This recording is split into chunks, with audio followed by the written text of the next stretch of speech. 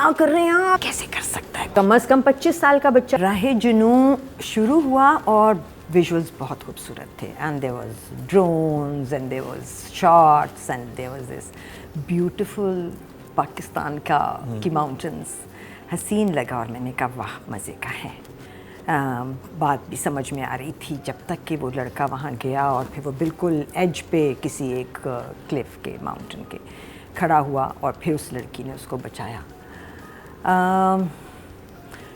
फिर उस लड़की ने उसको बचाया और लड़के ने बताई उसको अपनी थोड़ी बहुत कहानी और अपना कार्ड दिया और चला गया। लड़की जो थी वो उससे वैन मिस हो गई, उसके बाद से ड्रामे में से लॉजिक मिस हो गई टोटली क्योंकि लड़की जिसका फ़ोन चला गया था गाड़ी में प्रॉबेबली नहीं चोरी हो गया था, मतलब चला गया था, और उस लड़की ने अपनी किसी दोस्त को, अपने घर वालों को, किसी को कॉल करके नहीं बताया कि वैन चली गई और मैं स्ट्रैंडेड रह गई हूँ। अभी 5 मिनट पहले जो आदमी उसको मिला था उसको फ़ोन किया और उसी को बताया। अगर तो आपके पास कोई बहुत अच्छी इसकी रीजनिंग थी।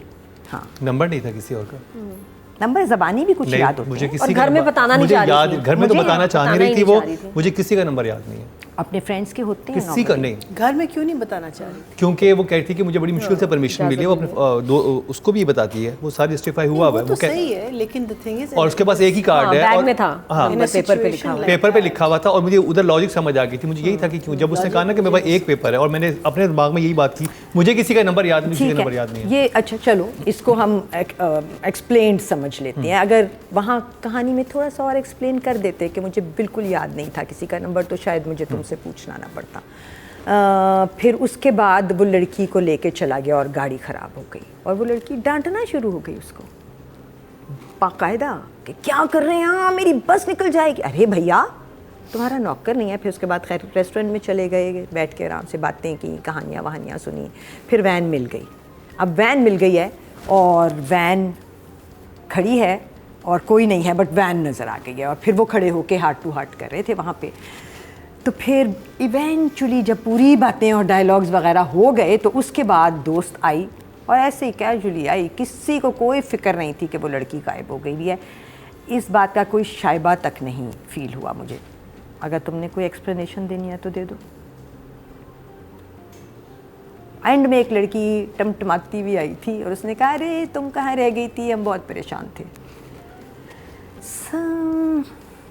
It worked for me for the first 5 minutes. After that, nothing in this play worked for me. आगे देखते हैं क्योंकि पहला एपिसोड मुझे जो एक चीज़ लगी थी शुरू में कि जब वो सुसाइड अटेम्प्ट करने लगता है और वो बताता है कि मेरे पेरेंट्स, तो मुझे था कि ये रीज़न इतना वो नहीं है। लेकिन जिस वक्त वो बात मुझे जस्टिफाई उस वक्त हुआ जब गाड़ी में बैठ कहता है कि मैं ड्रग्स में था और मैं रिहैब, तो मुझे समझ आया कि जब आप ड्रग्स में होते हो तो फिर आप साइकोलॉजिकली आपका स्टेट ऑफ माइंड बहुत डिफरेंट होता है। वहाँ मुझे वो उसकी जो पहले शुरू की सारी बातें थी जस्टिफाई हो गई थी, वो मुझे बग कर रही थी उससे पहले तक, जब तक उसने ड्रग्स का नाम नहीं लिया था। क्योंकि ड्रग्स में आपका जब आप होते हो इस टाइप की सिचुएशन में तो फिर आपको ये होता है कि बस आप फ्लेयर अप बहुत जल्दी हो जाते हो, आप इमोशनली बहुत एक्सटेंड पे हो जाते हो कि आप अपनी लाइफ भी ले सकते हो। वो तो रिहैब से आ रहा था, तो फिर क्यों फ्लेयर अप हो रहा था? एंगर मैनेजमेंट का विड्रॉल्स होते हैं ना, ड्रग्स जब भी आप छोड़ते हो वो विड्रॉल्स होते हैं। तो ये मुझे ये था कि अभी क्यों करने लगा अभी, तो मुझे फिर समझ आ गया अच्छा ये विड्रॉल्स है जिसकी वजह से ये ही वाज लाइक वो अपने आप को मारने लगा था। Emoji but the story wasn't really compelling, but फिर भी मैं अभी इसको मार्जिन दे रही हूँ थिंकिंग कि हम कई दफ़ा बहुत जल्दी कर देते हैं। पहली episode didn't work for me, ये तय है, लेकिन मार्जिन्स हम देंगे अभी। सो I'll say one thumbs up। हाँ, और ये ग्रेस है। हाँ, ग्रेस मार्क्स मिले। हाँ, ये ग्रेस आगे इम्प्रूव करते ड्रामा तो मजीद मिलेंगे। अब जी राइटिंग की बात कर लेते हैं और राइटर हैं रेहाना आफ्ताब। इस प्ले में अगर किसी चीज़ ने मायूस किया तो वो राइटिंग ही है। हाँ। और राइटिंग जब हम कहते हैं ना तो एक आदमी नहीं, एक इंसान का ब्लेम नहीं होता। बिकॉज इस वक्त जो फॉर्मेट चल रहा है टेलीविज़न में वो है चैनल, प्रोडक्शन हाउस, उसके बाद writer, director, actors. So when a concept is approved it goes through the channel to the production house या वाइस वर्सा। इधर से अप्रूव होगा फिर वो चैनल को भेजेंगे, फिर दोबारा से अप्रूव होगा, फिर लिखा जाएगा, हर एपिसोड अप्रूव होती है। पहले राइटर लिखता है, फिर एक पैनल होता है, 2 लोग या 3 लोग या कम से कम एक इंसान जो कि प्रोडक्शन हाउस में है, फिर ऊपर जाती है, फिर वहाँ 2 से 3 लोग होते हैं या कम से कम एक हेड है और फिर वो आगे लोग हैं। सो जब इतने लोगों में से के पास से हो के कोई चीज़ निकले तो उसमें इतना सब्सटेंस होना चाहिए कि वो a little bit of this and a little bit of that, ये फिल्म वो फिल्म, ये फिल्म वो फिल्म, पिछला ड्रामा ना लगे, उसमें कोई ओरिजिनलिटी की रमक एटलीस्ट हो कि कहीं ये एक ओरिजिनल बात कर रहे हैं। तो आपको स्क्रिप्ट ओरिजिनल नहीं लगा? इस ड्रामे में कोई एक बात आप बताओ मुझे, कौन सी है जो ऐसी है जो आपको इसी ड्रामे में हुई है? सेंट्रल आइडिया होता है एक चीज़, कई दफ़ा वो फिर मज़े का स्टीयर नहीं होता, जैसे हम बात करते हैं जैसे आपकी मर्ज़ी की, जब भी तो हम एक सेंट्रल आइडिया पकड़ते हैं, हम कहते हैं ये बात मज़े की है ना, ये एक सेंट्रल ओरिजिनल है, पहली दफ़ा हो रही है। इसी तरह हम बहुत सारे प्लेज में एक इससे पहले हमने जिस ड्रामे की बात की, इश्क मुर्शिद, एक नई बात है और मज़े की है, बहुत नई है शायद, नहीं इश्क मुर्शिद पे तो बहुत कहानियां हैं, है ना? एक शहजादा जाके गरीब बन के रहने लग जाता है ना, चलो अब कोई कह देगा ये भी 100 दफ़ा हुआ है, बट हमारे पास फिर भी एक हल्की सी ओरिजिनलिटी के साथ है। इसमें कोई ऐसा एलिमेंट नहीं है इस कहानी में। सो मेरे हिसाब से अभी तक आगे अगर ये ले जाते हैं किसी लेवल पे तो fine, but it's a 4.5 for now. For writing 4.5। Rehana Aftab, ये वो वाला स्क्रिप्ट है जो मुझे ये सोचने पे, ड्रामा है जो मुझे ये सोचने पे मजबूर करता है क्या स्क्रिप्ट ही गड़बड़ था या कि डायरेक्टर ने भी उसके साथ थोड़ी बहुत मेहनत नहीं की। Was it lost in translation as I normally say, क्योंकि जो सीन माँ बाप की बर्थडे वाला था जहाँ बहन के साथ रिफ्ट था, वो इससे बेहतर बनाया जा सकता था अगर लिखा नहीं भी हुआ था। जो सीन जिसमें लड़की आके रेस्क्यू करती है वो भी इससे बेहतर बनाया जा सकता था।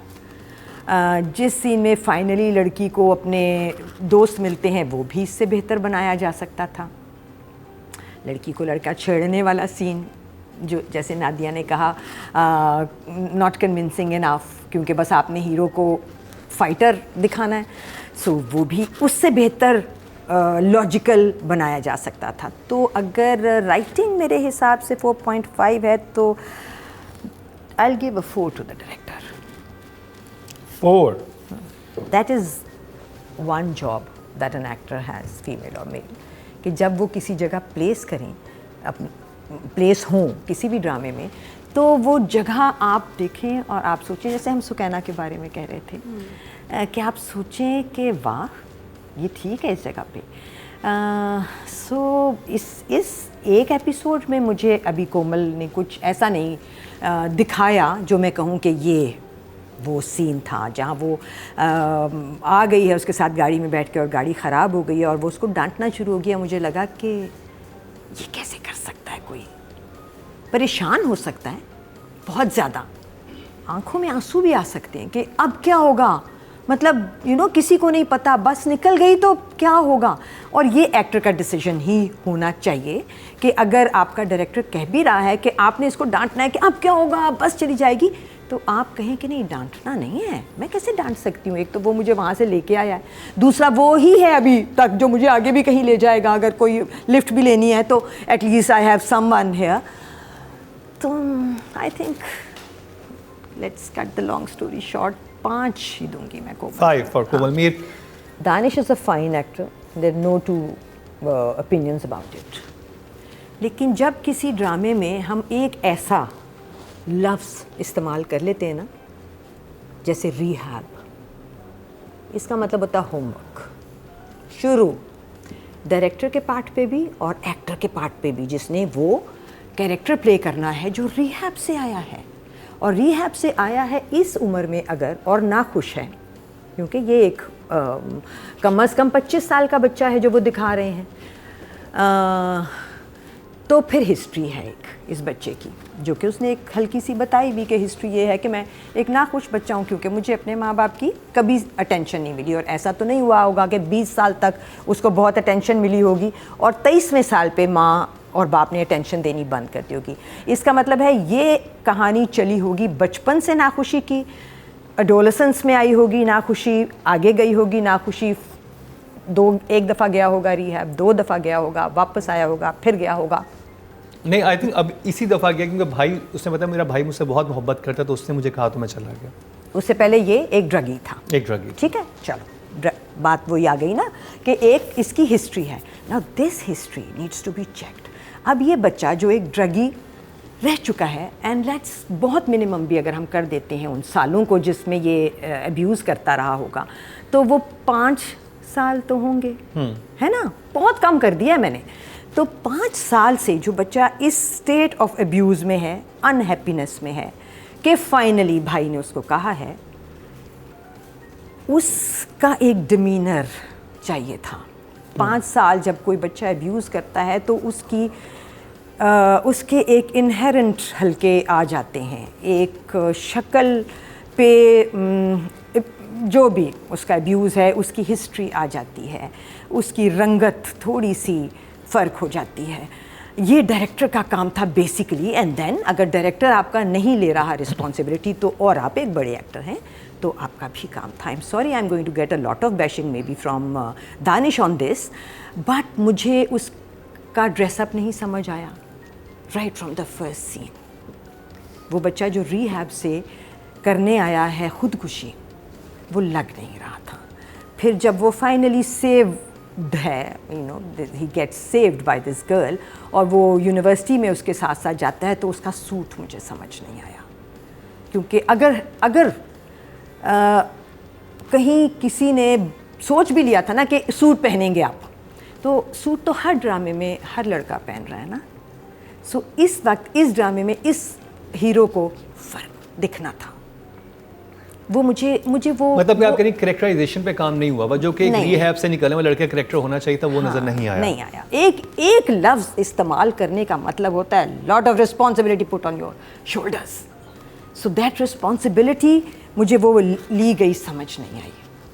सो still if there is one steering force of this play, अगर इस को अपने पहले 20 घंटे में 3 मिलियन मिले थे, तो उसके पीछे सिर्फ एक नाम था, और वो नाम था Danish Taimur, period. I still give him a 6 because I feel कि कहीं कुछ होगा जिसकी वजह से उसने इस ड्रामे के लिए हाँ की है, और वो हमें नज़र आएगा आगे। So it's a 6 for him for now.